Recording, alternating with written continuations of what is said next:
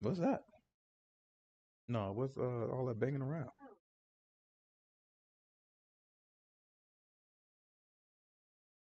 They're gonna be mad because we starting so early. All right. I'll be out of here at 8:30. Shoot for it. Sabbath peace. Sabbath. It's another opportunity for us to hear and learn of the word of truth that is given to us by the Most High God. All honor goes to the Father through the Son, whose name is Yahuah. In him lies the only hope for salvation. We know that it is obtained by grace through faith, not of works, lest anyone should boast, and given freely as a gift to all who obey him. We understand that if you do not obey him, it is made manifest or made obvious that you do not believe. In this state, you should expect no good thing from the Most High. However, anything that you do get, whether it be a gift of tongues, a gift of prophecy, or any supernatural experience that you may have, it can and it will be used against you in the day of judgment. With that said, peace to the saints that are in the room that couldn't make it. No peace to the wicked. The only thing we say to them is repent that they might live. I'm trying to finish my sentences like you know what you're talking about, boy. You trying to put me out of a job? I'll drop you on your head. All right, so last week we talked about the beginning of Revelations, right? So it was a nice little intro in chapter 1. Chapter 2 and 3, we talked about the 7 congregations. And remember, those 7 congregations were actual congregations at the time that John wrote this. And they were dealing with the incoming persecution from Rome.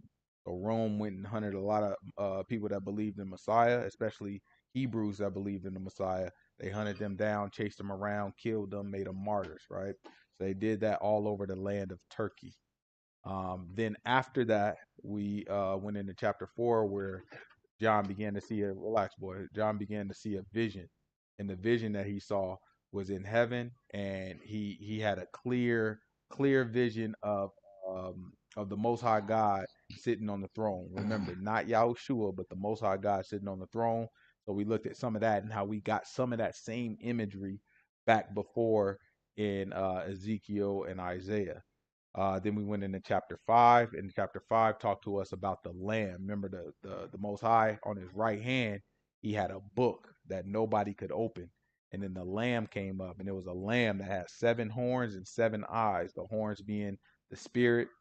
The horns being the kings, and the eyes being the spirit. He had those 7 horns, 7 eyes, and then he went in, and he was counted worthy to open up the seals of the book. So we talked a little bit about what does that represent, the seals of the book. And now we're about to go ahead and the volume is low. Yeah, we can turn it up. We can definitely turn it up. Give me a second here. Boom. Who? But No, drink where water. was I? Yeah, we talked about the seals, what it represents. So now we're about to go into the actual seals. Remember, there are 7 seals, right? 7 seals. So we're going to go into those 7 seals now. Let's pick it up at chapter 6. This is Revelation chapter 6. A lot to go through. And you already know we staying in Revelation. We're going to read every single word of Revelation, right? So what I need y'all to do when y'all turning, keep your little thumb, get your little bookmark, keep it in Revelations. We're going to flip to one place, and then we're gonna try to quickly flip through the other. The faster we can flip, faster we can get through it. Bro, when did mosquitoes come to Las Vegas? I don't know. Yeah, he was talking about he got ate up by mosquito. That thing crazy. I've never been touched by a mosquito out I've here. been born and raised here. They ain't never seen a mosquito. I mean, they dropping something they here. said it's from the Nile, West Nile. That's West crazy. Nile. That's all the way in Africa. Ain't no darn They were mosquito. saying, no, it's coming over from some rural place in Nevada or something like that. That's because they dropping They them. said it's been like that since August. They doing something because we ain't never had mosquitoes out here. Sharon, the volume sound better now? Did it go up? Goodness gracious.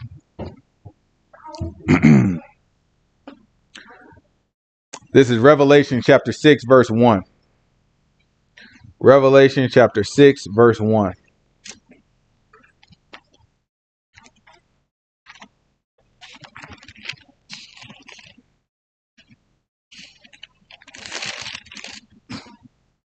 And I saw when the Lamb opened one of the seals, and I heard, as it were, the noise of thunder, one of the four beasts saying, "Come and see." Right. So now one of the Lamb, Yahuah opened up one of them seals, seven. Oh, it's a book, 7 seals on it. Yahuah popped one of them, boy, and all they heard was thunder after that. You know what I'm saying? Then one of the beasts, he can't even remember the beast. He had multiple heads like lions and oxes and all types of stuff going on. So this is one of the celestial beings. If somebody saw it today, they'd call it an alien, right? So this is one of the celestial beings, and they said, "Hey, come and see. Let me show you something." Watch this. And I saw, and behold, a white horse, and he that sat on him had a bow, and a crown was given unto him, and he went forth conquering and to conquer. Right. So the first thing that he saw after the first seal, and I'm gonna switch it onto the screen here. He said a white horse, and he was given a crown, and he went on to conquer. Right. Keep going. And when he had opened the second seal, I heard the second beast say, "Come and see."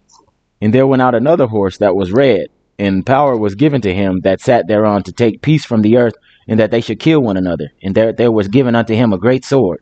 Right. So then after the first one, he went on and he conquered some stuff. But it wasn't like a lot of war. He just conquered and took over something. Now, some people will say that we've already passed this, right? I don't know. I don't think any of these seals have been opened yet, me personally. But some people will say that we already passed this.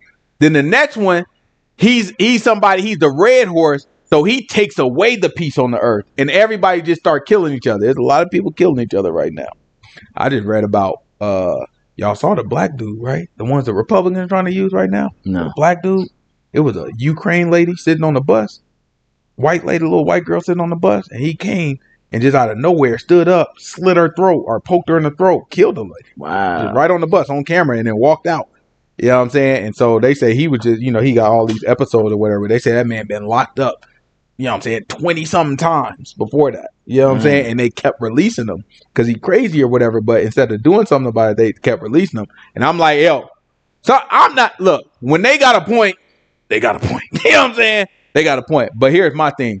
There's also this pedophile dude that so-called, mess with a 12-year-old or something like that. And they sentenced him to 6 months. That's crazy. And then he got out. They just sentenced Diddy for a prostitution charge to 4 years. You know what I'm saying? For consensual prostitution. But you mess with a little kid, you know what I'm saying? So it's like, all right, for sure, let's send. But they also, it's another black dude. This black dude, he broke in this dude's house, killed a 6-year-old boy, beat up the dad, killed a 6-year-old boy. You know what I'm saying? And then had a defense of insanity. I forget where this was, but had a defense of insanity, and they let him out. You know what I'm saying? They didn't convict him on the murder of the boy. They convicted him on the assault of the family. You know what I'm saying? So he got 20 years for that. But because he pled insanity, they let him out like in 6 months, or maybe it's a little longer than 6 months, but they let him out. And then now he free. You know what I'm saying? He free, he on parole, but you know what I'm saying? He free. I'm like, that's nuts. Yeah, that's crazy. That thing is nuts. You know what I'm saying? So it's both sides now. You know what I'm saying? We got a criminal system that you know what I'm saying, make mistakes on both sides. But you know what I'm saying? That's just how that thing goes. You know how we got here. Keep going. Peace from the earth. Yeah. Oh yeah, you know what I'm saying? So yeah, you might say it's a little bit of peace that's taken from the earth. You know what I'm saying? But I don't know if we got to the point that Revelations are talking about. But let's keep going. Let's see. And when he had opened the third seal, I heard the third beast say, "Come and see." And I beheld, and lo, a black horse, and he that sat on him had a pair of balances in his hand. All right. So now it's a black horse, and he had a pair of balances on his hand. But watch what it say next. And I heard a voice in the midst of the four beasts say, "A measure of wheat for a penny, and a measure of barley for a penny, and see thou hurt not the oil and the wine." So now it's saying a measure of wheat for a penny. In other words, that's saying, like, think of it as a normal day's wage, right? So it's saying it'll take a whole day worth of pay to just buy one serving of wheat. You know what I'm saying? Like, I just want to make a slice of cake, right? And he's saying it's going to take a whole day's worth of, like, you got to work a full day just to get that. So in other words, you're only working every day just to eat. It's pretty much what this is saying. So it's saying the prices have gotten so high that you can really only afford to eat. You can't afford your place to stay. You can't afford none of your amenities. You can only afford to eat. We haven't gotten there yet. We getting there though. You know what I'm saying? Get me wrong. We getting there, but we haven't quite gotten there yet for the average person. So, so this is the fourth. I mean, we had the fourth seal. This is the third seal, right? Yeah, so this is the third seal that's going on. Let's look at the fourth. And when he had opened the fourth seal, I heard the voice of the fourth beast say, "Come and see." And I looked, and behold, a pale horse, and his name that sat on him was Death, and hell followed with him. And power was given unto them over the fourth part of the earth to kill with the sword, and with hunger, and with death, and with the beasts of the earth. Okay, so now this next beast was given power over 1/4 of the world. I want us to keep this. We're about to see this a lot throughout Revelation. It's going to say 1/3 of this or 1/4 of this. I want us to keep this in mind because I want y'all to like have an idea of how many people like survived, right? So 1/4 right now we have about 8 billion people on earth right now. So 1/4 of 8 billion would be 2 billion, right? So 2 billion people got killed. I don't know if y'all can picture that, but that's ridiculous, right? Like that would be that would be the deadliest event in history, right? Even if killing them took 3 years, 2 billion people dying for one reason over the course of 3 years would be unprecedented, right? We've never seen nothing like that ever in the history of mankind, right? So when this happens, we will know, right? Certainly, I can say, like, maybe you can make a case that the first seal happened. Maybe you can make a case that the second seal happened. I don't think so, but you know what I'm saying? Maybe you can make a case. You can't make a case for the third seal, in my opinion, but you definitely can't make a case for the fourth seal. So when the fourth seal happened, like, just imagine for it's 3 people in there. It was 4 people in this room, right? Every time there's 4 people in the room, imagine one of them is just gone. One of them died. Right? So for every 4 people you see, one of them is gone. Like, that's crazy. It will be so much less people in the world when that happens. Right? So let's keep going. And when he had opened... So at this point, let's imagine after this 6th seal, and we don't know what the time frame on this is. So it could be, all this could be happening in a week. All this could be happening over hundreds of years. Who really knows, right? We really just don't know. But this right now, based off of what we have, there are 6 billion. If we took it from today's population, there are now 6 billion people left in the world, right? Keep going. And when he had opened the 5th seal, I saw under the altar of the souls of them that were slain for the word of God and for the testimony which they held. And they cried with a loud voice, saying, "How long, O Lord, holy and true, dost thou not judge and avenge our blood on them that dwell on the earth?" And white robes were given unto every one of them. And it was said unto them that they should rest yet for a little season, until their fellow servants, also their brethren that should be killed as they were, should be fulfilled. Right? So now in the 6th seal, the 5th seal, you had the blood of the saints that was crying out. Right? Where did we first see that? From Psalm. From who? Cain. Abel. Abel, right? You remember when Cain killed Abel? The Most High God, we don't have to get it, but the Most High God said, matter of fact, grab Matthew. Grab Matthew chapter 23, verse 29. It's Matthew chapter 23, verse 29. But you remember in Genesis, after Cain killed Abel, the Most High God approached Cain. And when he approached him, he said, you know what I'm saying? Why is your brother's blood crying out to me? Right?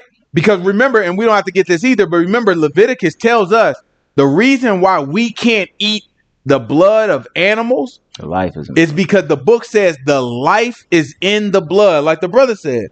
And so that word life is really soul. So what it's really telling you is your soul is in the blood. Elon Musk he's smart, right? He think he's smart. So he just posted, you know what I'm saying, something talking about you are your brain. You know what I'm saying? And it makes sense to people, but it's like, no, you're not. You know what I'm saying? Because what's going to happen to your brain if it ain't got blood running in it? right? We don't really understand the mechanics that the Most High God put in us. We think we do, but we don't. Like we see all the neurons firing off every time we have a thought. So we say, you know what? The brain is you. But what you also see is when blood stops going to your brain, you know what happens? You have something called a stroke, right? And if you ever seen somebody with a stroke, they can, as smart as they can be, right? They can't speak no more. And the crazy part is they know how to speak. Like they think about it, you looking at them talk, and they sitting there like, and they get frustrated because they know how to talk, but they can't make themselves do it because some part of their brain stopped getting blood, right? So it's like it's not you, it's the blood that causes you to be you. That's your soul. Your soul is in the blood, right? And so now that blood began to call out to the Most High God when it gets spilled. So all the martyrs, and when you say martyr, it's somebody who died for the cause. All the people that died in the faith of Yahuah, who got killed, right? Who got murdered because of their faith. Their blood called out to the Most High God. And now in this vision, it was depicted as their blood, their souls getting robes and telling them, hold tight. We about to finish this thing up. So when the sixth seal occurred, that's what he saw as a vision. Watch how Yahushua talks about all the righteous blood. This is Matthew chapter 23, verse 29. Woe unto you, scribes and Pharisees, hypocrites, because you build the tombs of the prophets and garnish the sepulchres of the righteous, and say, if we had been in those days of our fathers, we would not have been partakers with them in the blood of the prophets. Right. So Yahushua is talking to the Pharisees and the judges, and he's telling them, look, woe unto you. In other words, destruction unto you, because in y'all mind, y'all think y'all wouldn't have partaken with killing all of these righteous men that got killed in the history of our people. Y'all think y'all different, right? It might be just like us where we'll look at it and be like, man, I can't believe they killed Jesus Christ. I would have never killed Jesus Christ.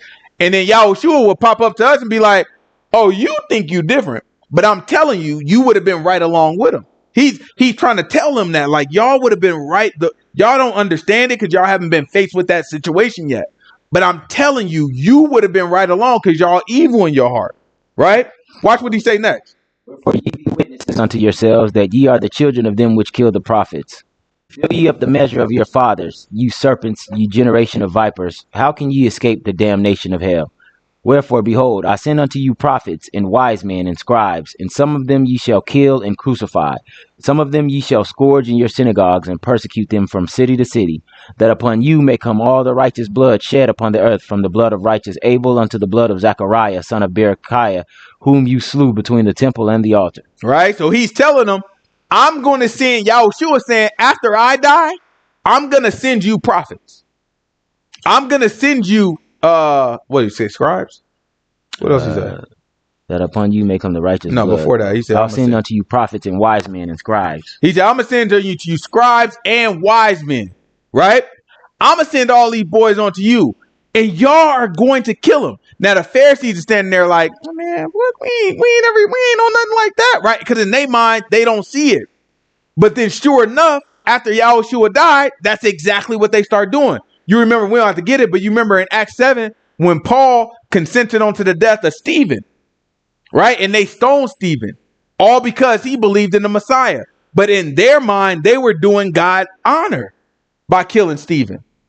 So that's what Yahushua was speaking to. He's like, listen, I know y'all think y'all different, but I'm going to prove to you that you're saying, I'm going to send them to you. Y'all going to kill them, and y'all going to put all this righteous blood in the ground. So that righteous blood that they kill is crying out to Yahuah in Revelation. Let's go back to this Revelation. We on the 6th seal. What verse? 11. It's Revelation chapter 6, verse 11. Watch what the book say. And I beheld and heard the voice of many angels round about. Wait, hold on. Revelation chapter 6, verse 11. No, we are on. Oh, we're on verse 9. Revelation chapter 6, verse 9. Watch this.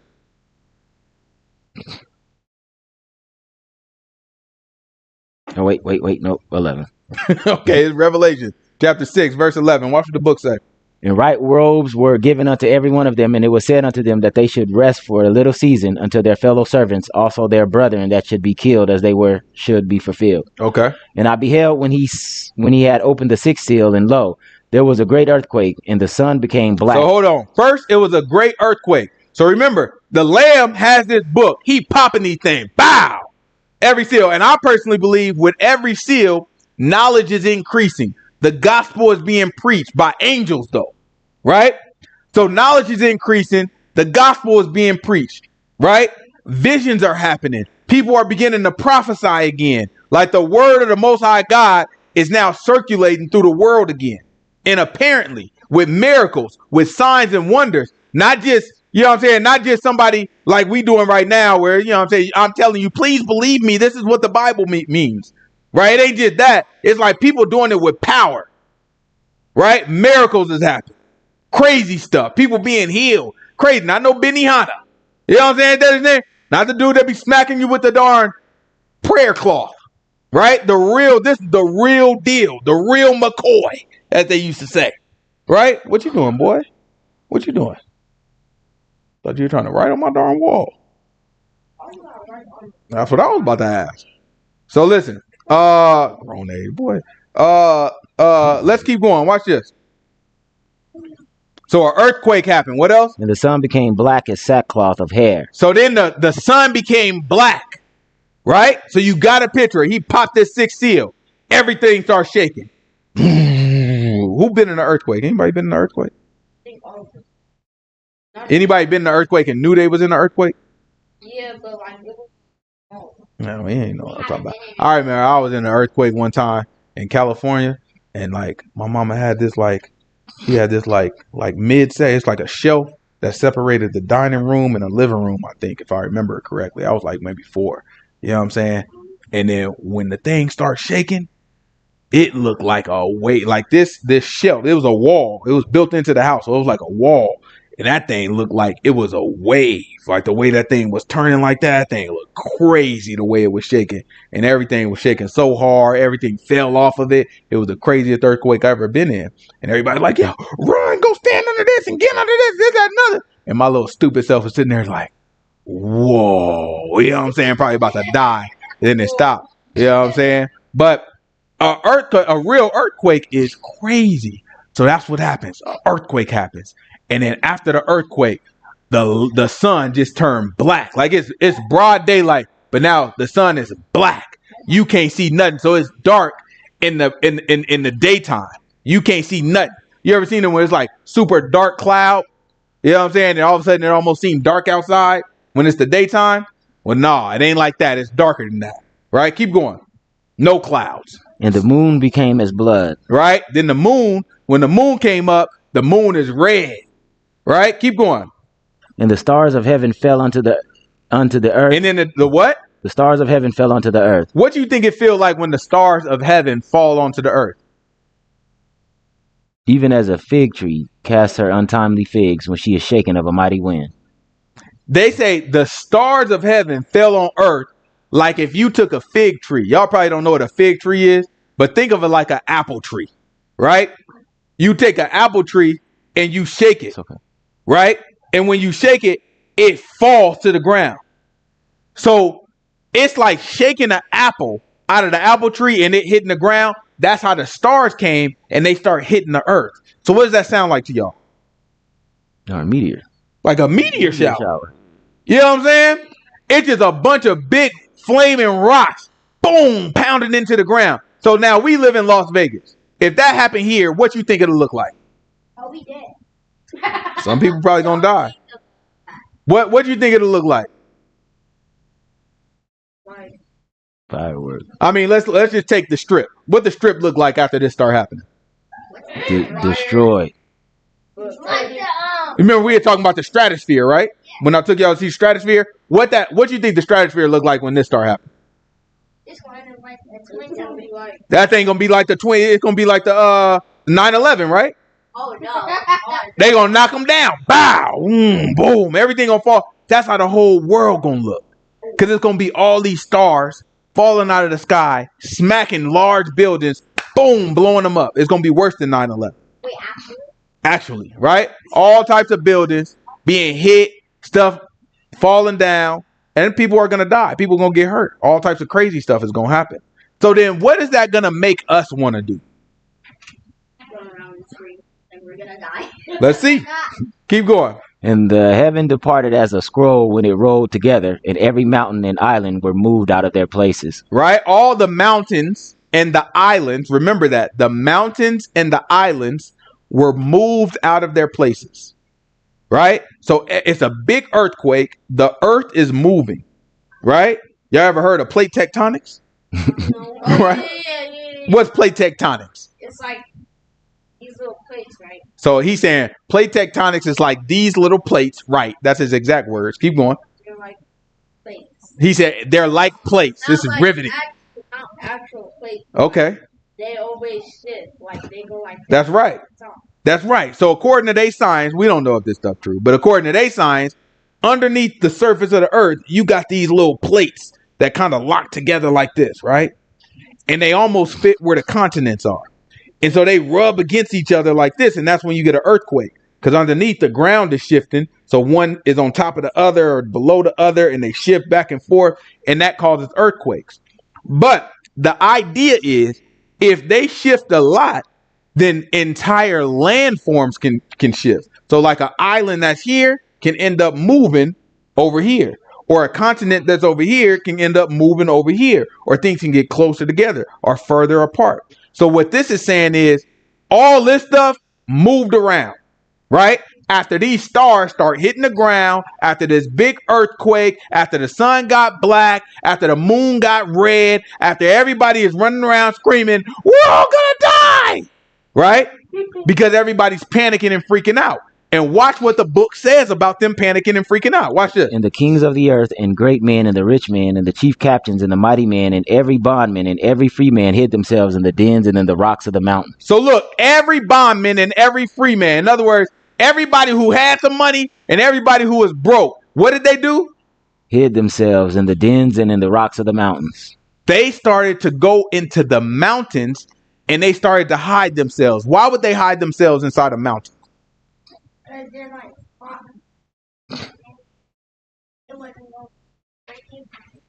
They're feeling like all the buildings is already crushed.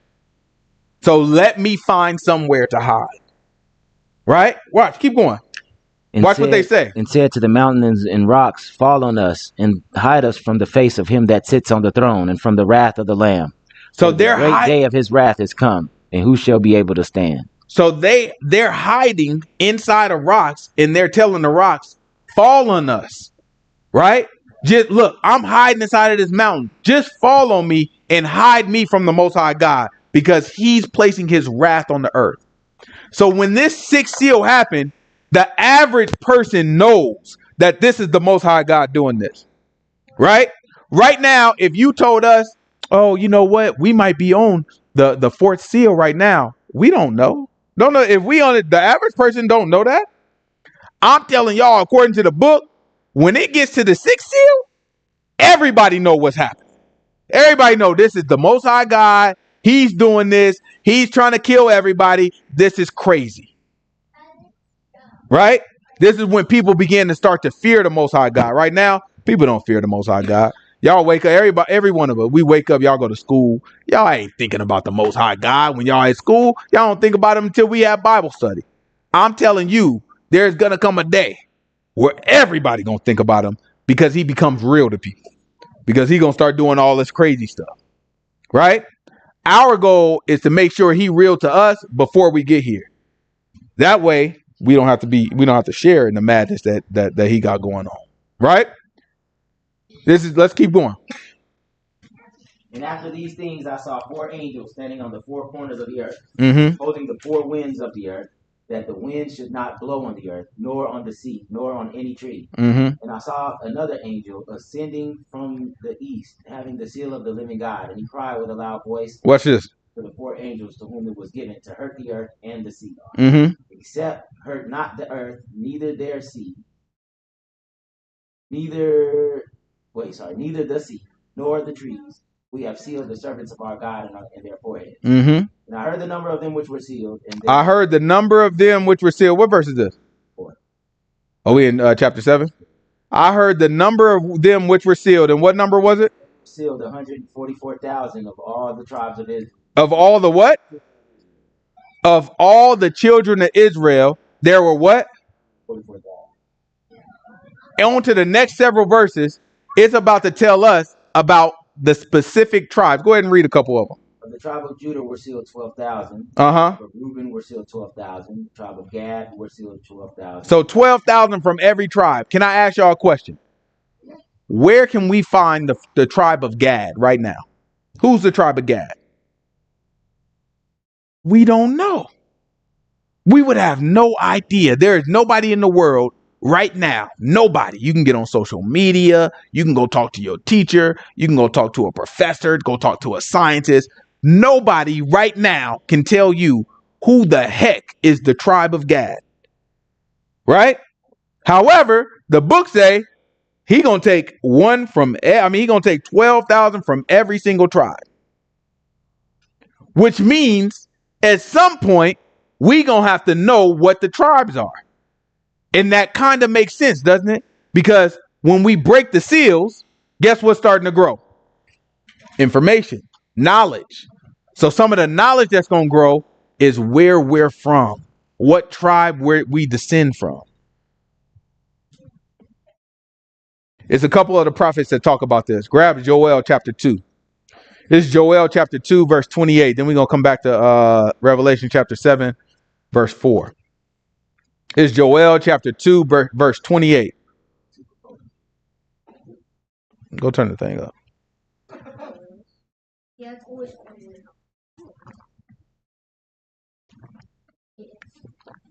Turn to 74.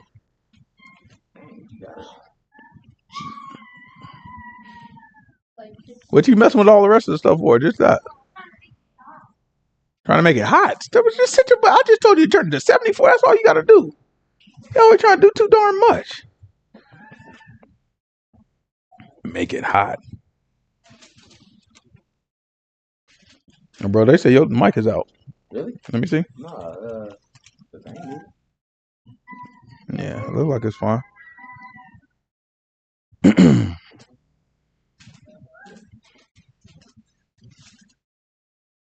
This is Joel chapter 2, verse 28.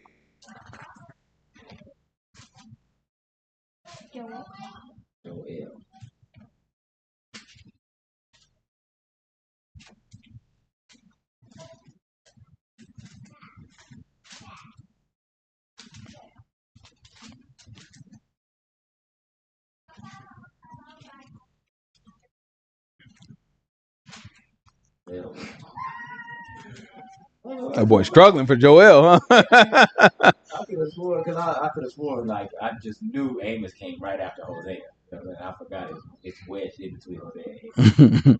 It's Joel chapter 2, verse 28. What does the book say?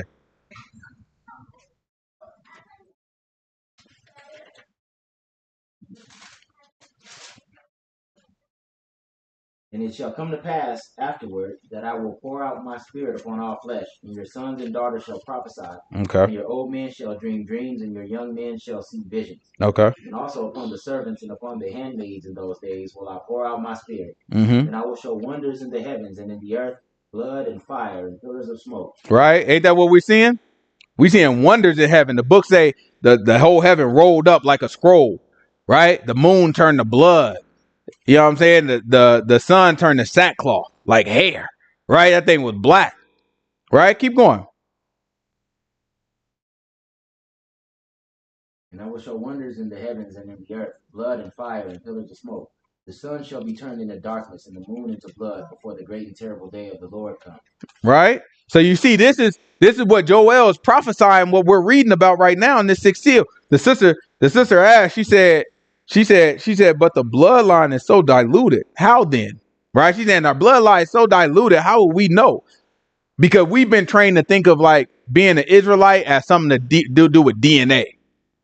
That's kind of how we've been kind of conditioned to think. We kind of look at it as, you know what I'm saying, that our DNA has been mixed. You never heard the Most High God talk about DNA, right? You never even seen throughout our entire book. You've never seen anybody even mention or express any concern about a diluted bloodline, right? It doesn't exist. All of our bloodline is simply based on who is your dad. It's simple. It don't matter who your dad was with. It don't matter that. All it simply means is who is your dad. That's where it's handed down from. Whoever your dad is, that's where you get your heritage from. And so whoever his dad was, that's where we get his heritage from. So when it goes, we're going to have the Most High God is going to have to connect us through our fathers all the way back to our tribes. So when you read the genealogy of Yahuah, it goes all the way back. It's Yahuah, right? And then before that, it goes to the father. His dad was his dad, his son, the son of such and such, the son of such and such. And it doesn't matter because I think it was Boaz was married to Ruth, who was a Moabite, mm-hmm. who was from Moab, right? And then the who was that one in Joshua? She married somebody from Judah, Mm-hmm. and she was like what, a Canaanite? She was a Canaanite, yeah. Right. So it doesn't matter because there has been women that's not of our lineage who married a man who was a Hebrew. It goes back. They say it's in and out. So yeah, you can see that it's not simply about the blood that makes us an Israelite, right? That's not quite how this thing works. The way it works is you are Israelite based off of your father only, no matter how much your bloodline may be diluted. So the bloodline being diluted is not relevant to how we determine what makes a person an Israelite or not. A bunch of chapters. It can kind of explaining that. If you start in Chronicles chapter 1, it's gonna be a whole lot of genealogy, about 7-8 chapters of whose son is who. That's why. Yeah, of course, it might be boring to read the genealogy, but that's why it's extremely important.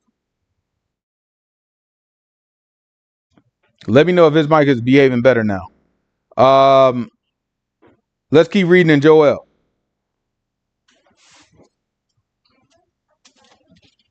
For behold, in those days and that time, when I shall bring again the captivity of Judah and Jerusalem, I will also gather all nations and will bring them down into the valley of Jehoshaphat and will plead with them there for my people and for my heritage Israel, whom they scattered among the nations and parted my land.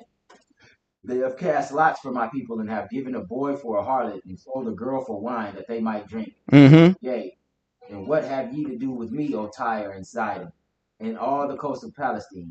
That's good. Let's go to Isaiah chapter 34, verse 1. I gotta see what your mic sound like. It's coming through on this side.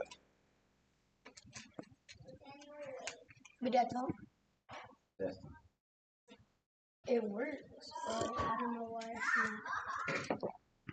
Why they're saying Let me see it. mic sound.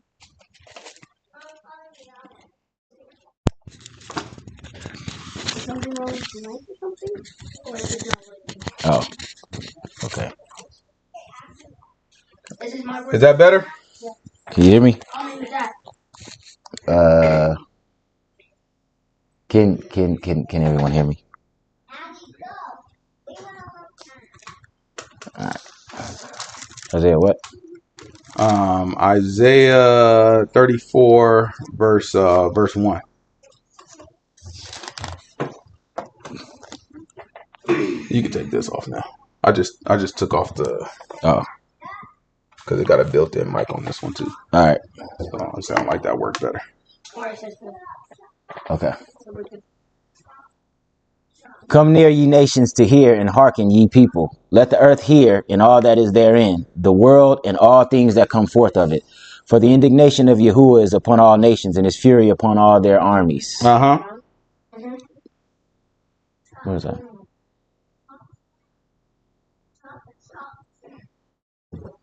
He hath utterly destroyed them. He has delivered them to the slaughter. Their slain also shall be cast out, and their stink shall come up out of their carcasses. Watch this. And the mountains shall be melted with their blood. Watch this. And all the hosts of heaven shall be dissolved, and the heavens shall be rolled together as a scroll. Right? Didn't we just read that in Revelations? So Revelations is kind of telling us what Isaiah told us.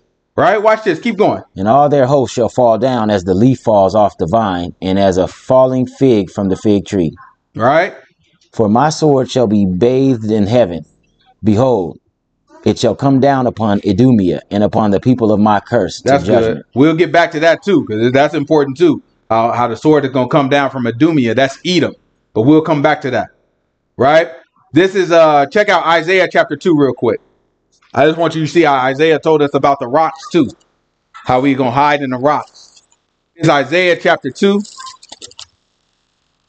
Give me verse 10. Enter into the rock and hide thee in the dust for the fear of Yahuah and for the glory of his majesty. The lofty looks of man shall be humbled, and the haughtiness of men shall be bowed down, and Yahuah alone shall be exalted in that day. For the day of Yahuah of hosts shall be upon everyone that is proud and lofty, and upon everyone that is lifted up, and he shall be brought low. And upon all the cedars, 12. Well, keep going. And upon all the cedars of Lebanon that are high and lifted up, and upon all the oaks of Bashan, and upon the high mountains, and upon the hills that are lifted up, and upon every high tower, and upon every fenced wall, and upon the ships of Tarshish, and upon all the pleasant pictures, and in the loftiness of men shall be bowed down, and the haughtiness of men shall be made low. And Yahuah alone shall be exalted in that day, and the idols he shall utterly abolish. And they shall go into the holes of the rocks and into the caves of the earth for the fear of Yahuah, and for the glory of his majesty when he arises to shake terribly the earth. Right? So he said when he starts shaking the earth, Isaiah already told us that people were going to hide in the rocks. Right? So I'm highlighting this to show you that everything that we talked about so far, not everything, but many of the things that we talked about in these seals had already been told to us by the prophets. We just didn't have the proper context. So what John is doing is he's kind of laying it out for us and saying, hey, all this prophecy that we kind of got scatterbrained, let me show you how to kind of sequence it. First this happens, then this happens, then this happens. I think Hosea said it verbatim, like they're going to ask for the rocks and hills to fall on us, just like Revelation said, I think. You remember where? I don't, but that line was literally said in one of the prophet books. I think it's Hosea. Yeah. Let's go back to Revelation chapter 1. Revelation chapter 7, verse 1. All right.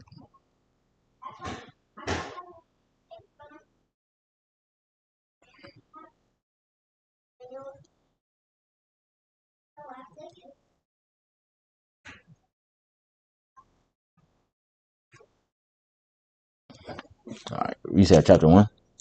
Where we leave off? 4? 7. Chapter 7. Verse 4? Oh, verse 8. Verse 8? Yeah.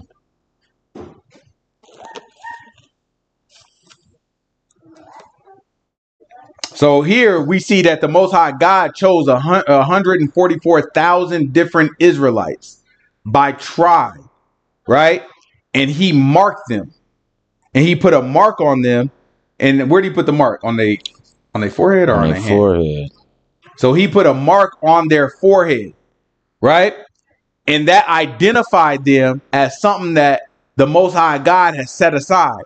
So like we seen it, we don't have to get it, but in Ezekiel chapter 9, right? The Most High God told Ezekiel, he gave him a vision. He says, mark everyone who's sad about what's going on in the temple and in the city. Everyone who's sad about the corruption and about the lies. Everyone who mourns because of it. He said, put a mark on them. And everybody else, kill them. Right?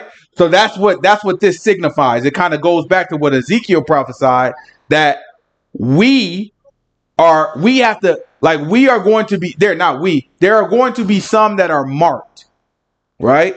And those that are marked are going to be absolutely set aside, right? Jump on down, go down to Hosea 10. Hosea 10, let's grab it then. Hosea chapter 10, verse what? 8.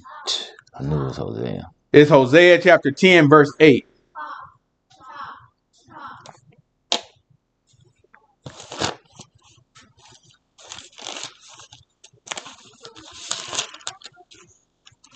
is Hosea chapter 10, verse 8. And the high places also of Avon, the sin of Israel, shall be destroyed. Their thorn and their thistle shall come upon their altars, and they shall say to the mountains, cover us, and to the hills, fall on us. O Israel, thou hast sinned from the days of Gibeah. There they stood the battle of Gibeah against the children of iniquity, did not overtake them. So yeah, Hosea said too, right? Where the people are going to say, hey, fall on us, man. Just kill us. You know what I'm saying? Hide us from Yahuah. Grab 1 Peter for me real quick. It's 1 Peter chapter 4, verse 17, real quick.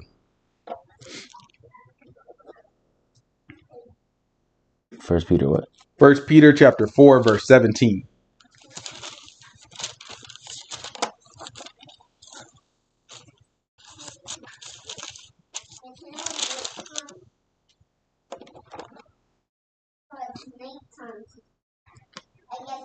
For the time is come that judgment must begin at the house of God. And if it first begin at us, what shall the end of them be that obey not the gospel of God? Right? So this is how it works.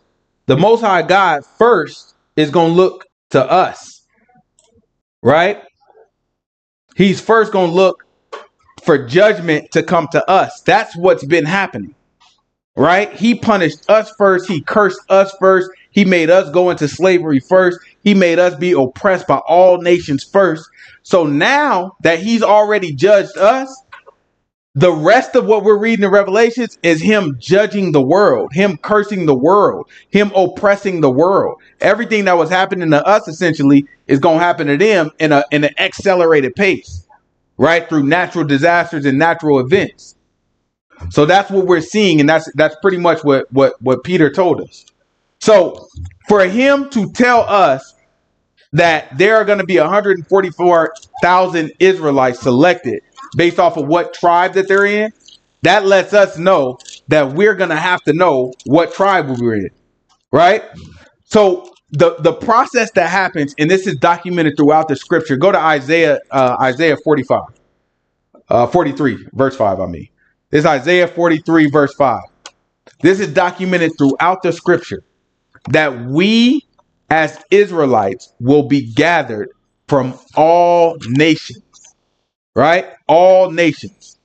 There's not a lot of people that teach this, but I want you guys to see how very clear this is and how there is no other people in the history of the world that this has happened to, right? The Jewish people that are in Israel right now will have you believe that they're the ones that got gathered from all nations. But watch what's described and you tell me if it lines up. This is Isaiah chapter 43, verse 5.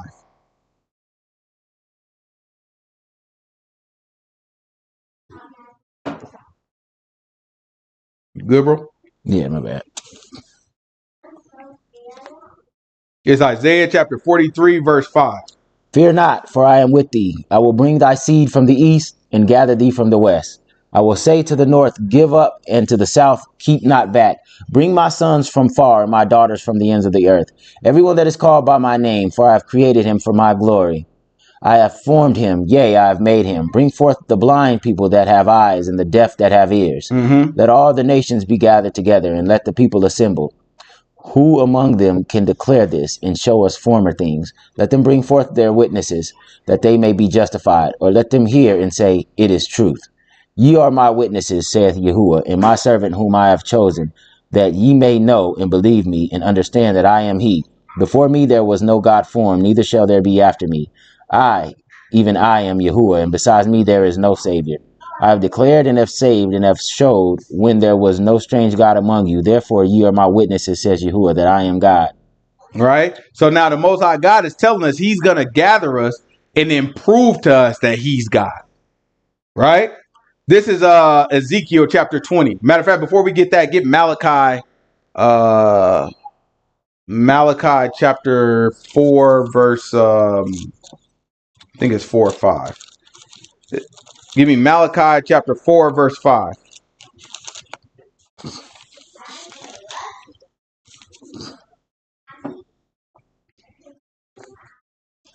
Behold, I will send you Elijah the prophet before the coming of the great and dreadful day of the Lord. Mm-hmm. And he shall turn the heart of the fathers to the children, and the heart of the children to their fathers, lest I come and smite the earth with a curse. Right? So Elijah's going to come and he's going to turn the heart of the fathers to the children and the heart of the children to the fathers. In other words, he's going to reconnect us to the fathers. Right? The fathers are the fathers of the tribes of Israel. He's going to reconnect us to the fathers of the tribes of Israel. Right? That's why Yahuah grab Mark chapter 9. It's Mark chapter 9, verse maybe 4. All right, let's just start. It's going to be further down. It's going to be like do Mark chapter 9, verse 9, maybe. And as they came down from the mountain, he charged them that they should tell no man what things they had seen, till the Son of Man were risen from the dead. And they kept that saying with themselves, questioning one another, what is the rising from the dead should mean? And they asked him, saying, why say the scribes that Elijah must come first? Right? So they asked Yahuah, they said, Yahuah, when we was learning about this in school, they told us the prophecy says that Elijah has to come before the Messiah. Right? And Yahuah, watch what Yahuah say. Because they looking at Yahuah as the Messiah. And they like, okay, the Messiah came, but we don't see Elijah. Why do the scribes teach us that Elijah has to come before you? Watch this. And he answered and told them, Elijah verily comes first. Right? He told them, oh, Elijah does come first. Right? Watch this. And restores all things. And he does what? Restores all things. And he does what? Restoreth all things. So when Elijah comes, he's going to restore all things. What do you think that's talking about? He has to take the Israelites, find them, tell them this is what tribe you're from. And now let's head back to the land so we can rebuild it like it was built before. What do you think the condition of every city is at this point when you got stars falling out of the ground? You got a fourth of people that died. What does it look like around the world? Everything tore up. All your buildings is tore up. All your factories tore up. So guess what? Not everybody can go to work. Some people got to figure it out. When you try to go to the bank and pull your money out, it got a big meteor just right through the middle of it. Somebody got to find your money. The biggest buildings that everybody go to, these call centers, you can't call Bank of America. You can't call your internet company. You can't call the water company. Everything is tore up. Right? So now at this point, when things looking like this, the Most High God is sending Elijah to be like, yo. You from this tribe, you from this tribe, come with me. It's about to get spookier than this. Right? Come with me. And again, at this point, we're going to have prophets. We're going to have people that understand the visions. We're going to have people that's preaching the word correctly. All things are starting to come together. At the same time, the whole world is falling apart because there's a shift happening. Go to Romans chapter 11 real quick. It's Romans chapter 11. I don't know what verse I'm on. Maybe verse 7. We just read this on the fellowship call too. It's Romans chapter 11, maybe verse 7.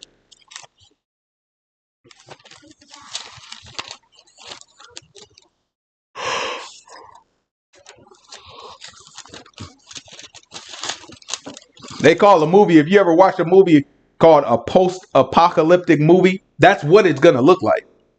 Right? You ever seen the Book of Eli? Something like that? Don't think about how people are acting necessarily on there, although that part might be true too. But think about the scenery, right? If you look at it, remember the Book of Eli, how everything just tore up, people living out of like messed up conditions. Like that's how it's going to be. It's going to bring the world back to ancient times. Right? Like we're going to have technology, but it's going to be hard to use it. You're going to have people that got drones and stuff, but it's like if you got a drone, somebody probably going to knock you out for it. That boy got a drone. Give me the pistol. You know what I'm saying? Give me the pistol. Yeah. Get that drone. That's the only way we can eat. Right? So it's like, it might be somebody, it's going to be people that still got cars, but they going to get run down on. Your car still working? Because the factories to make cars, you know how long it's going to take them to rebuild that? Everything resets. And it's not done yet. We only on the 7th seal. On the 6th seal. Yeah, we only on the 6th seal. We ain't even got to the 7th seal yet. Right? This is Romans chapter 11. Give me verse 7. Watch the book 7. I want y'all to see the shift that's happening. What then? Israel has not obtained that which he seeks for, but the election has obtained it, and the rest were blinded. According as it is written, God has given them the spirit of slumber, eyes that they should not see, and ears that they should not hear, unto this day. And David says, let their table be made a snare and a trap and a stumbling block and a recompense unto them. Let their eyes be darkened that they may not see, and bow down their back always. I say then, have they stumbled that they should fall? God forbid. But rather, through their fall, salvation is coming to the Gentiles for to provoke them to jealousy. Now, if the fall of them be the riches of the world. Now, pay attention. He's saying the Israelites are stumbled so that the Gentiles can have an opportunity to have a relationship with our culture, right? So if you pay attention, in ancient time, Israelites were all known to be black people, right? We fall. Now, if you think about it, you think of white people when you think Israelite. So they think they're us. If you think of Christianity, you think of white people. They think they're us. Islam, you think of Arabs. They think they're us. All of those come from our religion. What the word that the Most High God gave to us, that's where those three religions come from. Right? So they have an opportunity to try to connect with God, although they do it falsely. They have an opportunity to try to connect with God through us. They have knowledge of God through us. But we had to stumble because before we stumbled, right, when we were running the world, they felt excluded. They felt like, man, we got to change our entire culture to even understand who God. So a lot of them distanced themselves from the Most High God because they saw us. And we excluded them. Rightfully so. But we excluded them. So the Most High God took us down a notch. And then you saw a shift happen. And then now nobody knows who we are. They think we just Negroes, right? And then the rest of these people, they think that they have a relationship with God or a connection with the Most High God. So then from that, now the knowledge of the Most High God in various ways is spread throughout all the world. Now, watch what Paul says is going to happen next. Now, if the fall of them be the riches of the world, and the diminishing of them the riches of the Gentiles, how much more their fullness? Right? So he said, by us falling, the world got rich. How much more will happen to the world when we become full? Watch this. For I speak to you Gentiles, inasmuch as I am an apostle of the Gentiles, I magnify my office. If by any means I may provoke to emulation them which are my flesh, and might save some of them.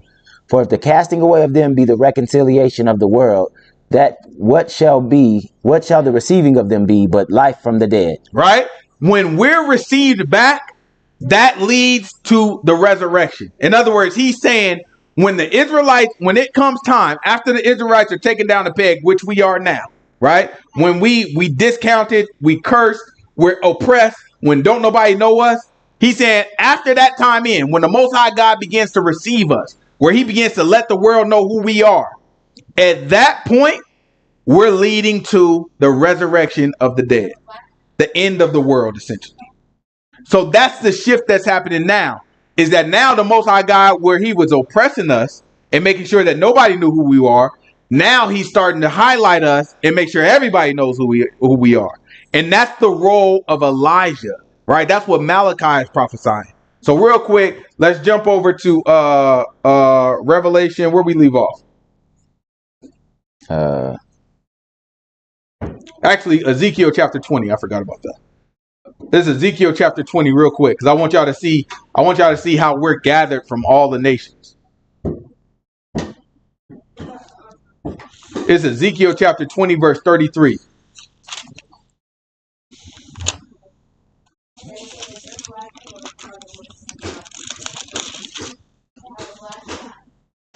Ezekiel chapter 20, verse 33. Watch the book say. As I live, says Yahuah God, surely with a mighty hand and with a stretched out arm and with fury poured out, I will rule over you. And I will bring you out from the people, and will gather you out of the countries where you were scattered, with a mighty hand and with a stretched out arm, and with fury poured out. And I will bring you into the wilderness of the people, and there will I plead with you face to face. Like as I pleaded with your fathers in the wilderness of the land of Egypt, so will I plead with you, says He said, like what? I pleaded with your fathers in the wilderness of the land of Egypt. He's rescuing us just like he rescued us from Egypt. And he's going to plead with us in the wilderness, right? And what that means when he says plead with us don't mean that he's going to get on his knees and beg us, right? That's not what he's talking about. When he says plead, think of plead as he's stating his case, right? He's going to state his case and basically say, I'm innocent of all the stuff y'all be doing. All this stuff is on y'all, right? If y'all follow my laws, y'all will do well. That's when he said, when he's saying pleading his case, that's what he's going to do. So think of it as exactly what we saw when we came out of Egypt. We went into the wilderness. The Most High God gave us the law. Moses then led us back into the land, or to the edge of the land, and Joshua led us into the land, right? It's going to be almost the exact same thing that happens with this, right? Keep going. Watch what's going to happen to the people that don't obey. And I will cause you to pass under the rod, and will bring you into the bond of the covenant. And I will purge out from among you the rebels, and them that transgressed against me. Right? So people that rebelled against the Most High God and transgressed, he's going to purge. You have to understand, at this point, everything's falling on the ground. Stars is falling out of the sky. People hiding in rocks. And at the same time, we're increasing knowledge. We understand who we are. We like, no, we're Israelites. This is the Most High. Everybody know the Most High God is doing this. And we're looking like we're the people of the Most High God. This is all happening according to prophecy. Then you're going to have a prophet come over and tell us, you are of the tribe of Dan. You're of the tribe of Issachar. You're of Judah. You're of Ephraim. And then telling us what tribe we from. So at this point, it's not going to be the same fight that we have now. Right now, I can go stand on the street and say, hey, black people are Israelites, this, that, and other. And people will look at me like I'm crazy. At this time, you're going to be looked at like you crazy if you don't believe that. So even the people that we think right now don't go along with it, at this time, everybody's going to go along. Everybody's going to be, listen, everybody's going to wish they were Israelite so that they can escape all of these plagues and all this stuff falling from the ground. Remember, you're going to have somebody just like when we left Egypt, you're going to have a prophet telling us, hey, we're going to the promised land. And we're trying to escape plagues just like when we left Egypt, right? So everybody's going to go. Even the people that they were Muslims, somebody going to come to them and be like, hey, you was in the FOI, right? Yeah, but I changed my life. What you mean? I'm an Israelite. Everybody going to be on it. But then we going to get to the wilderness. And then what the Most High God going to say? What he say about those that rebel? I will purge out from among you the rebels, and them that transgress against me, and will bring them forth out of the country where they sojourn, and they shall not enter into the land of Israel. So everybody gets brought out, even the ones that don't even really believe, but they know I'm an Israelite. Well, I'm going with y'all too. But when we get to the wilderness, some people are going to be stuck in their ways and they're going to rebel. There are going to be some of us that we've already been trained and conditioned to obey the Most High God. Then there's going to be others that are just learning about this, so they still be cussing. They still be lying. They still be cheating. And when that happens in the wilderness, the Most High God is going to deal with them just like we got dealt with in the wilderness after Moses brought us out. It's going to look very similar. That's what the Most High God is telling us. He told us just like when he brought us out of Egypt. Keep going. Watch this. As for you, O house of Israel, thus says Yahuah God, go serve ye every one his idols, and hereafter also, if you will not hearken unto me. But pollute ye my holy name no more with your gifts and with your idols. For in my holy mountain, in the mountain of the height of Israel, says Yahuah God, there shall all the house of Israel and all of them in the land serve me. There will I accept them, and there will I require your offerings and will I require what? Your offerings and the first fruits of your oblations with all your holy things. So when the Messiah told you that Elijah is going to come first and he's going to restore all things, he's also talking about restoring the sacrifices. Here, you can see Yahuah says, I'm going to bring you out of the land. I'm going to purge you just like I did with Egypt. And then when y'all get back to the land, there I'm going to require your offerings and your first fruits and your oblations. Those are sacrifices. So the priesthood is going to be set back up, all that, and we'll get into all that stuff later, right? But everything is going to be back up and rolling. Jump over real quick. Go to Isaiah chapter 11. This is Isaiah chapter 11, verse 11.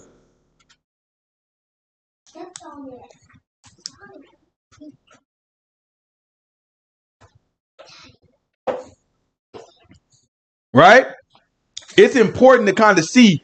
And this, look, we don't even have enough time to go over all.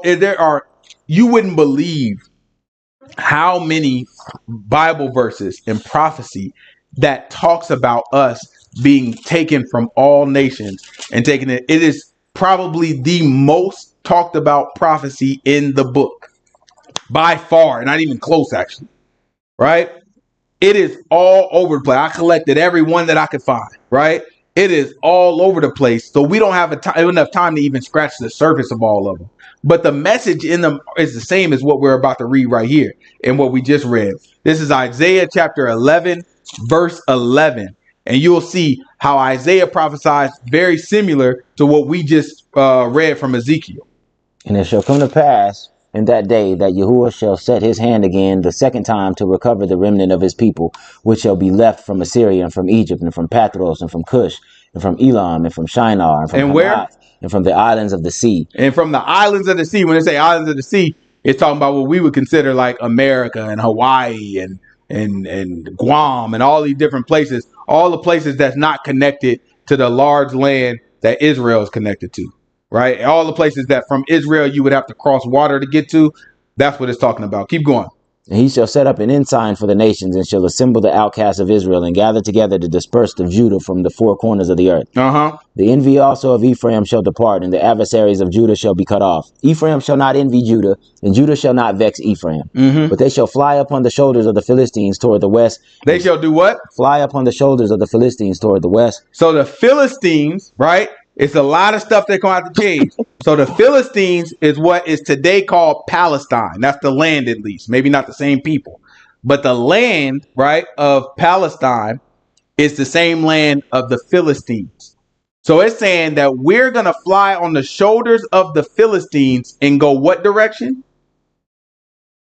Toward the west, and they shall spoil them from the east together. Right? So then we're going to go to the west. So like imagine on a map, you have Israel, and we're going to be going west of Israel, right? Right. And so the area west from Israel is where the Philistines are going to carry us to. Right. And then we're going to spoil the people on the east. That's what this prophecy is saying. I can't tell you exactly what that means. I'm just telling you that is what the scripture is describing. We will be west of Israel. Right. And remember, Ezekiel told us we will be in the wilderness. So now it looks like we'll be in the wilderness west of Israel, and the Philistines or the Palestinians, perhaps. Well, the Philistines come from Ham, so they're probably going to look like Africans. Well, yeah, I don't know if it's talking about the people, right, the historic people, or if it's talking about people of the land. Oh, okay. But of one or the other, right, we will have people that are connected or were connected to Palestine, today's version of Palestine, that will then carry us from wherever we are to the west of Israel. Right? West of Israel. Then we will spoil the people of the east. That means we're going to war. That's what that's telling you. So we're going to be fighting somebody, and it's going to be a people of the east. So remember, when we came through the wilderness, we had to fight some people. Right? We had to go to war with Amalek. We fought people of Moab, people of Ammon. We fought Baal Peor, right? We fought a lot of people before we got there. All those, when you related to Egypt, were people of the east, right? So this is it just looks like it's gonna be very similar. And if we know the scripture, we might be better prepared when it happens, right? Keep going. Actually, jump over to Revelation. No. You going? Yeah. All right, go ahead. And they shall lay their hand upon Edom and Moab, and the children of Ammon shall obey them. And Yahuah shall utterly destroy the tongue of the Egyptian sea, And with his mighty wind shall he shake his hand over the river, and shall smite it in the 7 streams, and make them go over dry shod. Right? So we're going to cross over a river, just like what we did with Egypt. And we're going to cross over there. When they say dry shod, it's saying we're going to cross on dry land. So it sounds like another, either the water is going to be stopped, or it sounds like we're going to split the sea again. Mm-hmm. Right? Keep going. And there shall be a highway for the remnant of his people, which shall be left from Assyria, like it was to Israel in the day that he came up out of the land of Egypt. This is Revelation chapter 7. Jump on down to verse 9. We'll get more into us kind of leaving the land and going into the wilderness. It's still a lot to cover when we get into the wilderness, but I just want y'all to see that I think me personally, I think this is where the second Exodus, if we call it, this is where it starts, when the Most High God chooses and seals the 144,000, because for us to know that, we would have to know what tribe we are at, right? And so I believe at this point, this is when that second Exodus begins, right? The Revelation is not explicit about it, but you'll see coming up that it kind of like jumps to that conclusion. Right? You'll see. This is Revelation chapter 7, verse 9. After this I beheld, and lo, a great multitude which no man could number, of all nations and kindreds and people and tongues, stood before the throne and before the Lamb, clothed with white robes and palms in their hands. Right. So now you see people of all different nations and tongues.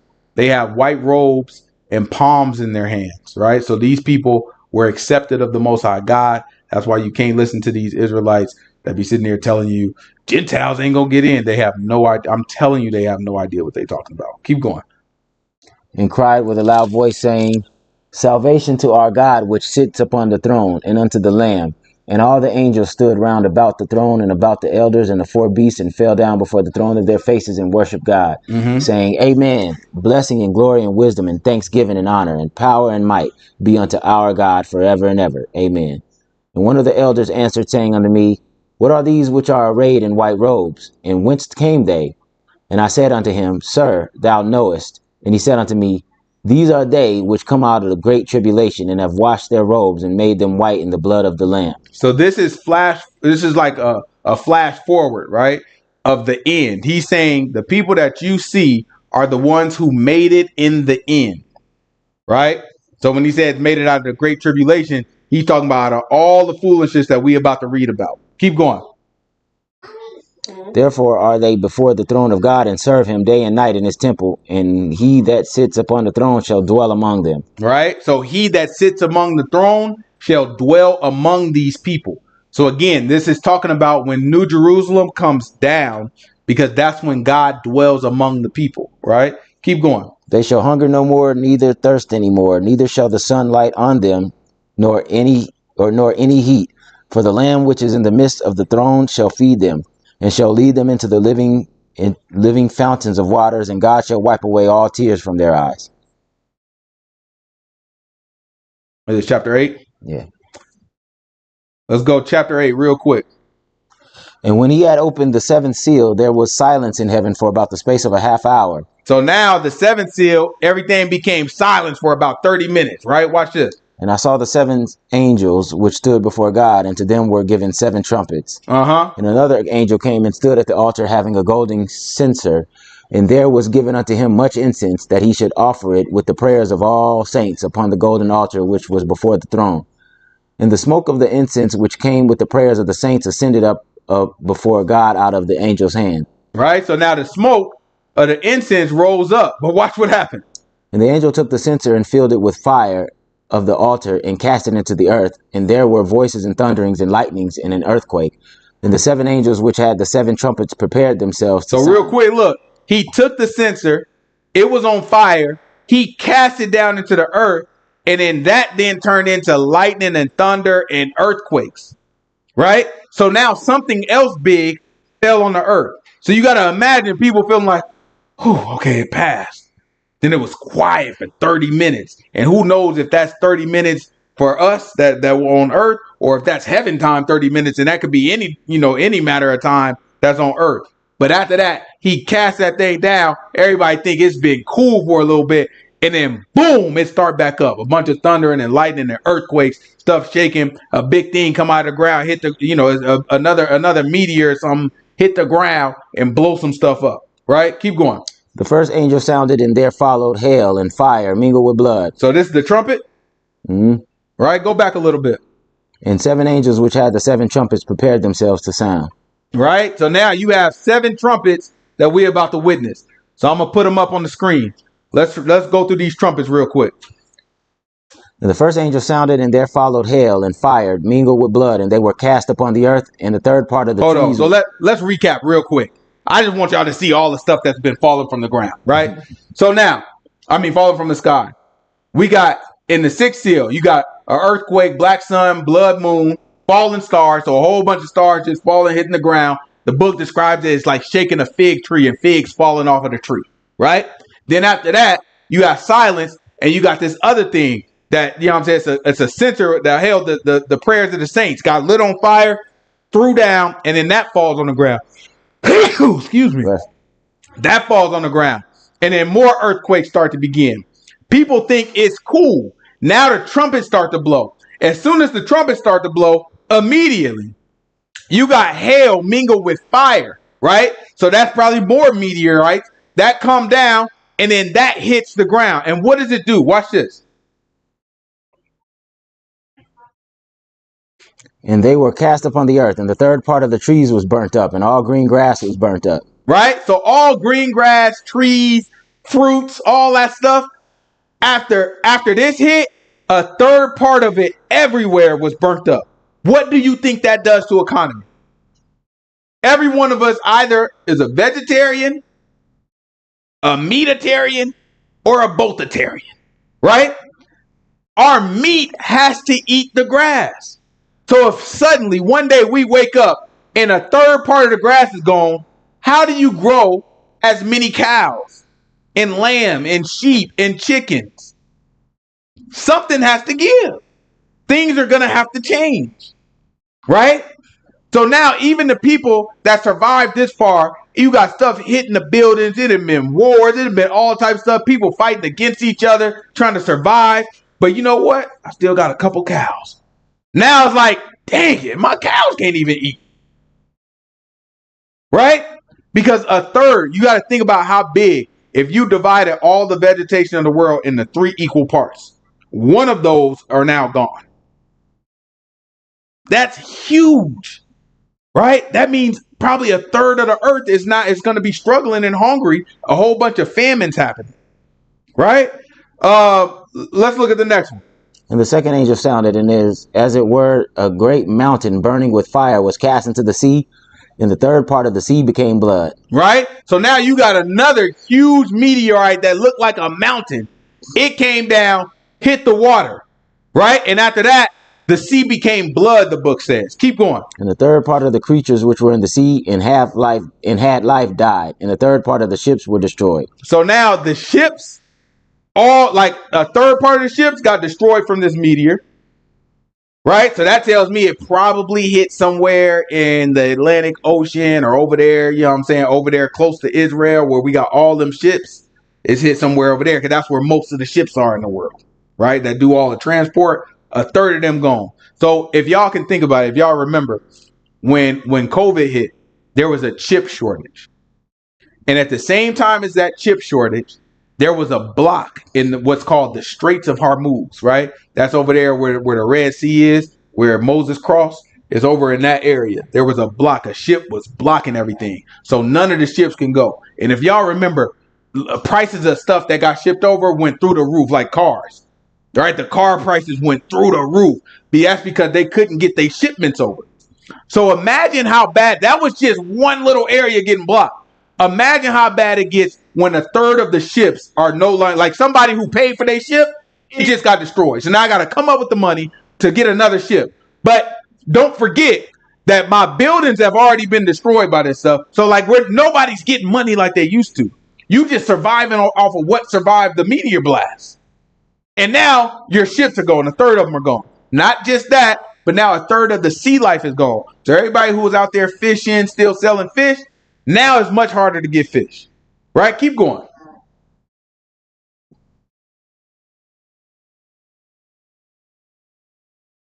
And the third part of the creatures which were in the sea had life died, and the third part of the ships were destroyed. And the third angel sounded, and there fell a great star from heaven, burning as it were a lamp. And it fell upon the third part of the rivers, and upon the fountains of waters.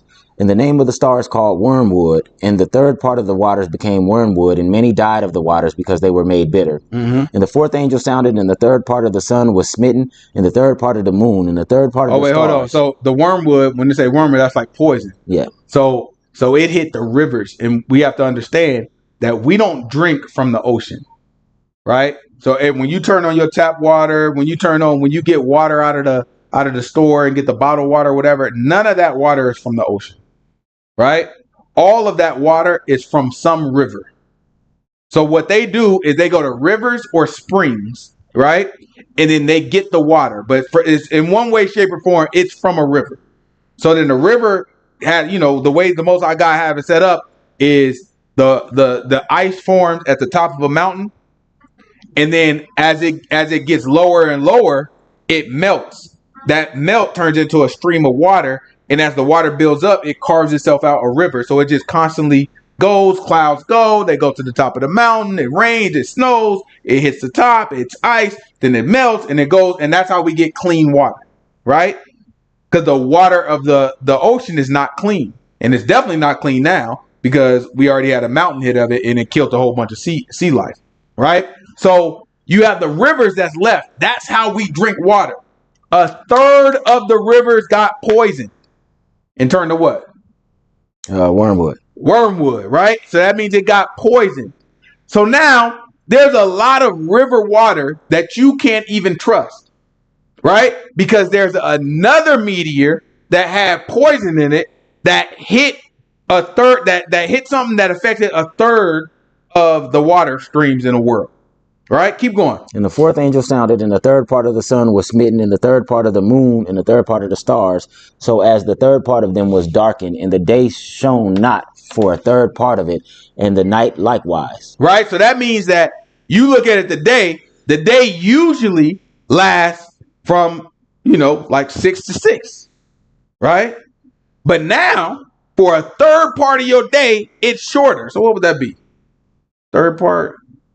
You'll be like from like 6 to like 9. Yeah, from like 6 to, you know what I'm saying? No, it would be 6 to 9. You got 12 hours in 3 parts. Yeah, no, it would only be 3 hours. Yeah, no, it would be like it'd be 6 to 6 to noon. Yeah, 6 to 12. Yeah, so it's like, you know what I'm saying? You'll be sit there and you only get a part of your day, a very small part of your day. So now everything gets dark so much quicker. Right? Keep going. And I beheld and heard an angel flying through the midst of heaven, saying with a loud voice, Woe! Woe to the inhabitants of the earth by reason of the other voices of the trumpet of the 3 angels which are yet to sound. It's chapter 9? Yeah. Let's see what we can do. This is Revelation chapter 9, verse 1. And the 5th angel sounded, and I saw a star fall from heaven unto the earth, and to him was given the key of the bottomless pit. And he opened the bottomless pit. Hold on. So now you got the 5th trumpet that sounds. I want y'all to understand so far, a bunch of stuff is falling out of the sky. What do you think we're thinking at this point? Right? This is the Armageddon movie. This is exactly what this is all the stuff that's depicted. But if you listening, there's no movie that depicted it like this. That's because they won't let me make one. You know what I'm saying? But all these people that try to predict the end of the world and all that, it's never depicted like the books say. It's never as bad as the books say it is. The stuff that they be showing on TV is light compared to what we talking about here. Right? So now there's another star that comes out. And remember, if you go to our key, if you go to our symbolism key, you'll know that the star represents an angel. So there's another star or angel that falls out of the sky. And when that angel falls out of the sky, it opens up a bottomless pit. Keep going. Watch this. And he opened the bottomless pit, and there arose smoke out of the pit, and as the smoke of a giant furnace, and the sun and the air were darkened by reason of the smoke of the pit. Right? So then the sun is even darkened even more because smoke came out of this bottomless pit. So this is a pit that you cannot see the bottom of, and a bunch of smoke came out of it. What verse is that? 2. 2, keep going. And there came out of the smoke locusts upon the earth, and upon them was given power, as the scorpions of the earth have power. And it was commanded them that they should not hurt the grass of the earth, neither any green thing, neither any tree, but only those men which have not the seal of God in their foreheads. So you remember those 144? They got the seal. Everybody else could get it. Right? Keep going. Watch this. And to them it was given that they should not kill them, but that they should be tormented 5 months. And their torment was as the torment of a scorpion when he strikes a man. And in those days shall men seek death and shall not find it, and shall desire to die, and death shall flee from them. Right? So these scorpions gonna hit you, and you gonna want to die, but you can't. They're not gonna let you die. So you gonna live and have to suffer. What verse was that? 6. Grab Jude. This is Jude 5. Jude, I guess 1, but the book of Jude, verse 5. I want y'all to I just want to let y'all know what this bottomless pit might be. Because these locusts are not regular. These are not locusts, right? It was something that reminded, when he saw the vision, it made him think of locusts. But you can see the locust. When you got a locust, it's going to eat up the grass. These locusts were told, don't touch the grass. Only attack those who don't have the seal. And they going to hit you like a scorpion. Like, what locust can do that? Right? These are creatures. Something came from the sky. Right? That's from outside of this world, an angel, hits the ground, and then creatures that we've never heard of start coming out of this hole that it makes. This is Jude chapter 5. Jude verse 5. I will therefore put you in remembrance, though ye once knew this, how that Yahuah, having saved the people out of the land of Egypt, afterward destroyed them that believed. And the angels which kept not their first estate, but left their own habitation, he has reserved in everlasting chains under darkness. Under what? Everlasting chains under darkness until the judgment of the great day. Right? So now, there are angels that were left in darkness until the judgment of the day. We don't know what that darkness is. But what if it was the bottomless pit? What if these creatures, these ancient creatures, got left in the bottomless pit, and this thing gets opened up, and now this stuff that we've never seen before start crawling out of it and then stinging people and making them sick to the point that they want to die, but they can't. Right? Jump back. Where we leave off? Revelations 9. You said 6. Who was that? Was that Hosea that described? No, that's Joel. We'll get to that.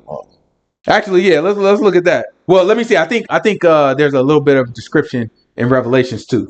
So let's read that one first, then we'll see what Joel say.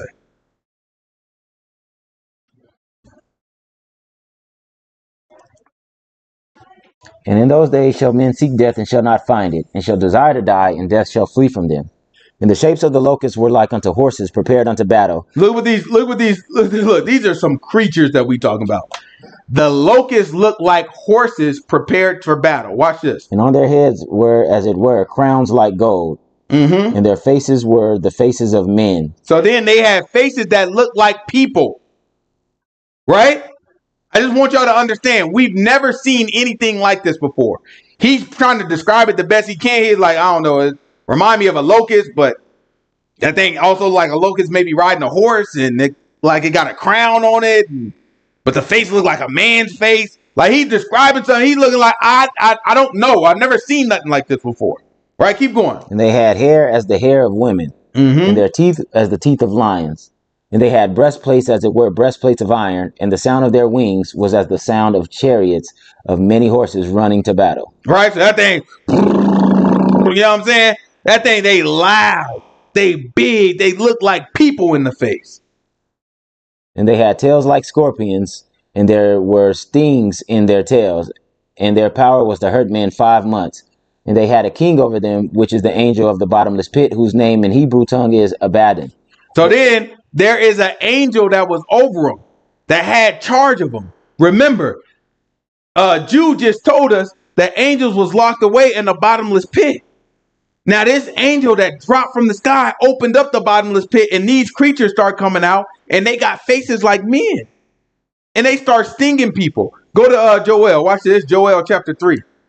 Sorry, chapter 2. Joel chapter 2, verse 1.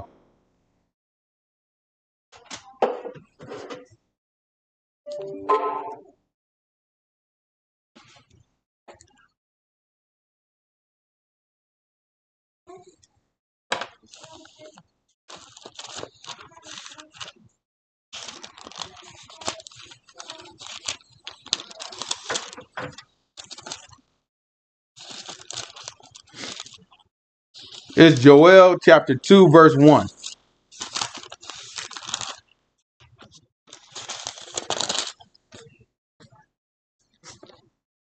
Blow ye the trumpet in Zion and sound an Blow alarm ye in the my what? the trumpet in Zion. And What trumpet are we on right now? 6, I think. We on the 5th trumpet right now. Right? Watch this. Keep going. And sound an alarm in my holy mountain. Let all the inhabitants of the land tremble, for the day of Yahuah comes. For it is near and at hand.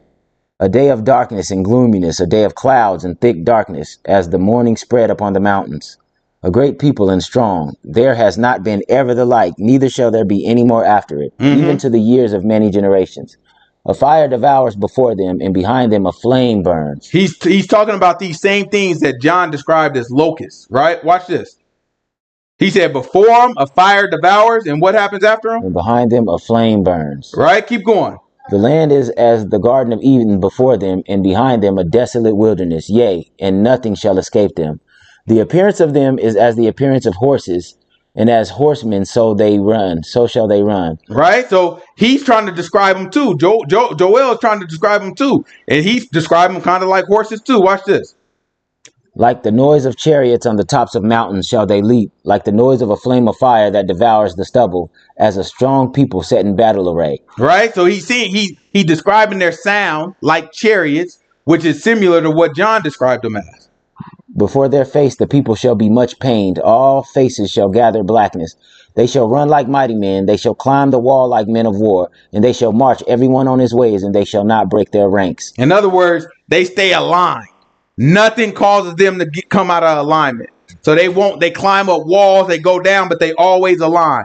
This is like a horror movie, right? Where you got these alien-like creatures. You got some alien that came down, opened up this big hole, right? Came down, created this big hole. Then out of this big hole, as all these creatures come, it's going to feel like Earth is being invaded by aliens, by some creatures that we've never seen before. Watch this. Keep going.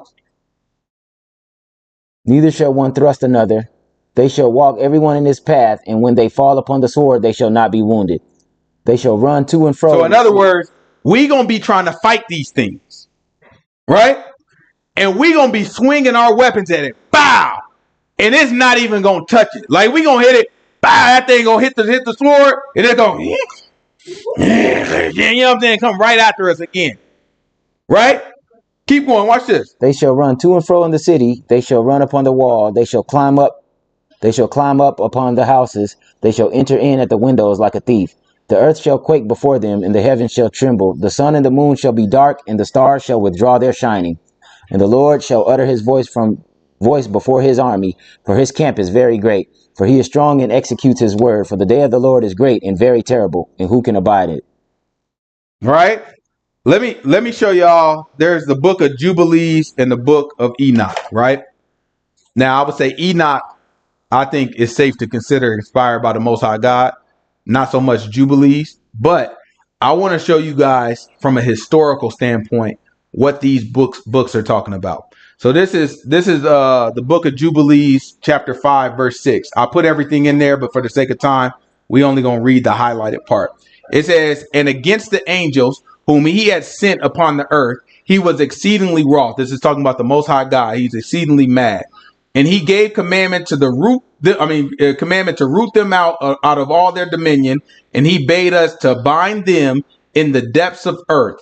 And behold, they are bound in the midst of them and are kept separate. Right? So they were kept in the depths of earth. This bottomless pit is opening up the depths of earth. Right? This is the book of Jubilees. Let's look at the book of Enoch. In the book of Enoch, watch out, boy. In the book of Enoch, we have Enoch chapter 10. This is verse 11. It says, and Yahuah said unto Michael, go, inform Simyaza and the others with him. Simyaza is one of the fallen angels, right? And the others with him who have associated with women to corrupt themselves. So this is what Genesis chapter 6 was talking about.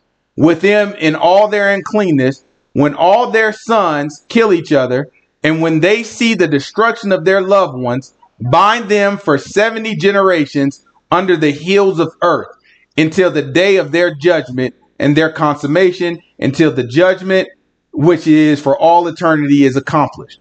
Right. And then down in at the bottom, we have the book of Enoch, chapter 19, reading verse 2. It says, and the women also of the angels who went astray shall become sirens. We're not going to get deep into that right now. Right. But the book of Enoch is saying that the women become sirens. If you look through Greek mythology, they consider sirens these women who are half bird, half woman, or half fish, half woman, like a mermaid, right? So Little Mermaid would be considered a siren, right? So that is where a lot of people think that mythology came from. It came from the women that were cursed and that's still around. I can tell you that these concepts are in the Bible, in the book of Isaiah, but we're not going to get deep into that right now. We're going to keep going, but I want y'all to see that there were creatures that we do not currently see that existed, and they were locked away. Some of these creatures, right? Keep going. Grab where we leave off. Verse 11. Verse 12. Verse 12.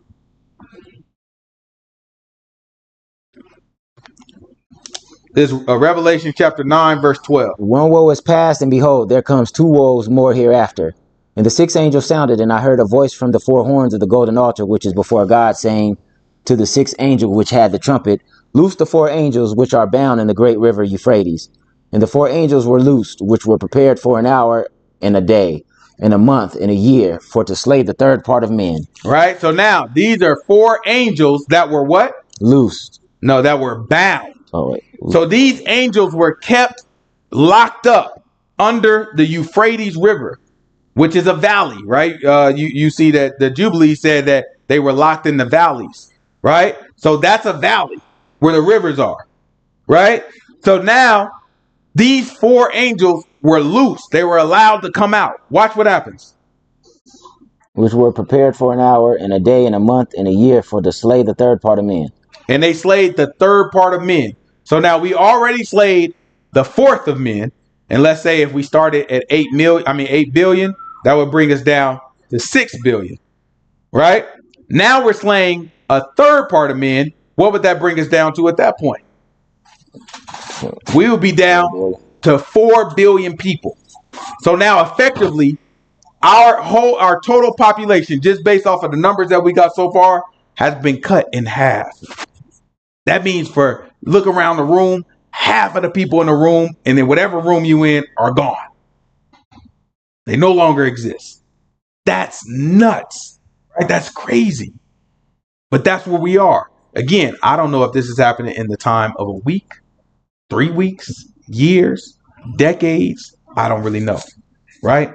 But what I can say is, no matter what time of period this is, it is crazy. Like, it's ridiculous for all this stuff to be happening, especially if it's happening in close succession, right? This is, keep going.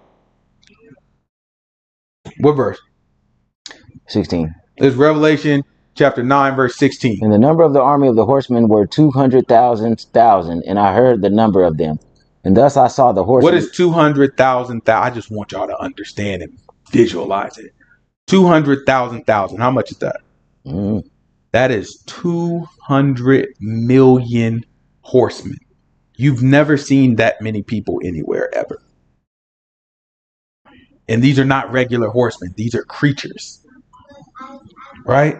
So what you're effectively saying is, out of the Euphrates River, the largest army of creatures ever known to mankind, 200 million, the biggest stadium in America, right? And it's usually the most people you're going to see at one time.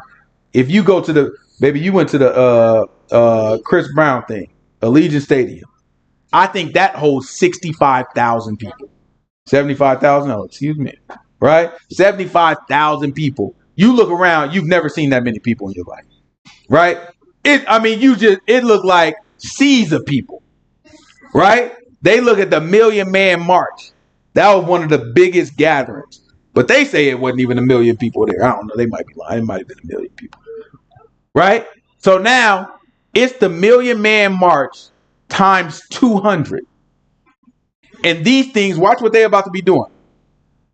And thus the horses in the vision, and them that sat on them, having breastplates of fire, and jacinth and brimstone, and the heads of the horses were as the heads of lions. Right? So these things had heads like lions, but they look like they riding on horses. Right? These just look like horses, but the horses got heads that look like lions. Watch this. And out of their mouths issued fire and smoke and brimstone. And they spit fire like dragons, like we would imagine dragons to do. Right? Keep going. By these three was the third part of men killed, by the fire and by the smoke and by the brimstone which issued out of their mouths. For their power is in their mouth and their tails. For their tails were like unto serpents and had heads, and with them they do hurt. And the rest of the men which were not killed by these plagues yet repented not of the works of their hands, that they should not worship devils and idols of gold and silver and brass and stone and of wood, which neither can see nor hear nor walk. Neither repented they of their murders, nor of their sorceries, nor of their fornication, nor of their thefts. Right? So all this stuff is happening, and the people still didn't repent. Right? The people still didn't repent. The knowledge of the Most High God is out there. People know the Most High God is doing this, and they still didn't repent. And I know that might sound wild to us, but I'm letting you know it's been happening throughout all of history. You have prophets, you have miracles, you have sightings, and you still have people that are deceived. Right? These people still didn't repent. That's the end of 9? Yeah.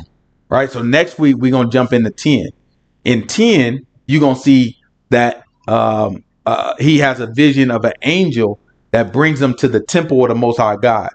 And we're going to talk about how we get to that temple and how that temple gets built. Again, I'm telling you, at this point, we have already been brought out of all the nations. We in a wilderness somewhere, and then we go to the land, and then we build up our land because Elijah was prophesied to restore all things. Right? So we'll talk about a little bit how things start to get restored, but we'll do that next week. Are there any questions?